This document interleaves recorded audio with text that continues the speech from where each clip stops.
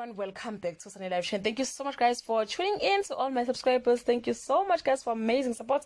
And if you're new, you're welcome. Please don't hesitate to press the subscribe button and notification bell so that you don't miss anything that I'm going to upload next on this channel. Well guys, as a house of Zwide, most people have been asking themselves ukuthi uhlanganaphi manje uFaith nendlu yaka Nomsa no Shoki. Apparently guys, Nomsa's grandmother was a gambler, so njoba nazi ukuthi umuntu mangabe gembula ugcine sekweta omashonisa ekweta abantu eseneyikweletu nje yonke indawo. So she decided to sell the house, not taking into consideration ukuthi Nomsa beno Shoki no Soka bazohlala lapho mangabe yena sedayisa ngendlu.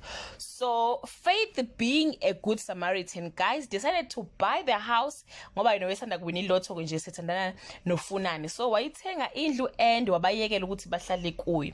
So injalo ke guys indaba, they didn't bother to check indaba yendlu after ukushona kagogo wabo. So Faith Mafeithana guys is back ukuthatha okaKhesari, and guys yeah, her life is going to be very difficult ngenxa ye trauma ye past yakhe nanobusi ke who continue to whisper in her ears. So guys yeah, Nomsa, Shoki and Soka are Faith's tenant, angabaxosha noma yinini uma ngabe efuna. That's all I have for today guys. Do leave your comment below and share your feeling about this current storyline. Are you happy? What changes would you like to see ku house of Zwide njengamanje? Bye.